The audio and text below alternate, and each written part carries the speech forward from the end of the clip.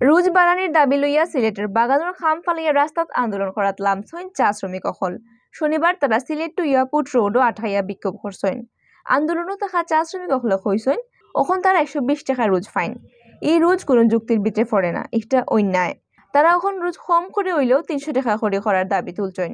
শনিবার বিয়ান 6টা থেকে সিলেট সহ সারা দেশের চা শ্রমিক অকলে ধর্মঘট লামছইন, যে কারণে বাগানোর খাম কাজ বন হয়ে গেছে। সিলেটের লাক্কাতুরা, মালনিসরা, খাদিম, হেওয়াসরা, দলদলি, জাফলং, লালাখাল সহ সকল বাগানো শনিবার থেকে এই ধর্মঘট আরম্ভ হয়েছে। আন্দোলনের শ্রমিকসকল বিয়ান থেকে লাক্কাতুরা এলাকাত আইয়া দলা হয়েছেন।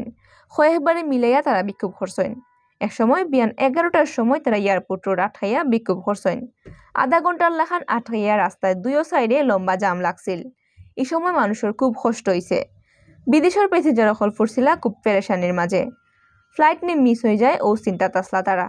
আধা ঘন্টা বাদে চা শ্রমিক সকল রাস্তা থেকে হরছেন। বাদে তারা অন্তাকে মিছিল লইয়া টাউনের 54টা পয়েন্টে গিয়া সমাবেশ করছেন।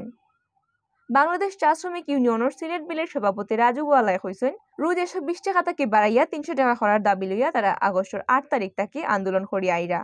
বাংলাদেশ চা শ্রমিক ইউনিয়নের দাবি দেওয়ার ব্যাপারে গেছে বৃহস্পতিবার চা বাগানের সকলের মালিক পক্ষ আর শ্রমিক সকলের লইয়া সমঝোতা বৈঠক ডাকছিল বিভাগীয় শ্রম অধিদপ্তরে।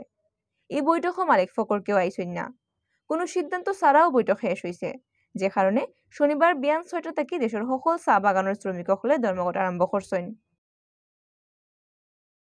120 টাকা কি হয় আমাদের? 120 টাকা কিছুই হয় না। খাইয়া ডাল ভাত খাইয়া তো আমরা বাঁচতে পারি না। ছেলে মেয়েদের লেখাপড়া তো দূরের কথা। এর বাদে আমাদের ভূমির অধিকার সেটাও দেয় না সরকার। আমাদের 20 মাসের টাকাটা আটকে রয়েছে, ওইটাও দেয় না। কেন আমরা বাইককে ডাল ভাত খাইয়া বাঁচতে পারি না? কেন এরকম কেন করে? আমরা শ্রমিকরা এত কষ্ট করে পাতি তুলি, সকাল 9টায় যাই 5টায় আসে। কত কষ্ট হয় সেটা আমরাই জানি, কিন্তু আমরা 120 টাকা পাই না। মজুরিটা বাস্তবায়ন না হয় কাজে ফিরে যাবে না। ওনাদের কথা হলে মজুরিটা যদি আজকে আমাদের ঠিক আছে আমরা মজুরিটা বাস্তবায়ন করবো, আমরা কালকে থেকে কর্মতে যোগদান করবো, কিন্তু এই মজুরি বাস্তবায়ন না হওয়া পর্যন্ত আমরা কর্মতে ফিরে যাবো না। 120 টাকা মজুরি, আমরা 120 টাকা দিয়ে কী হয়? আমরা ঠিক মতন খাইতে পারি না, বাচ্চা কাচ্চারা লেখাপড়া শিখাইতে পারি না। 3 কেজি আটা দেই, আটা দিয়ে কি 7.5টা চলে না। আমরা 3 কেজি আটা 2 দিনেই শেষ হয়ে যায় ফ্যামিলি বোর্ড।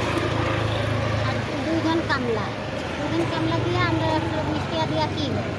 আমরা তো কিছু হয় না।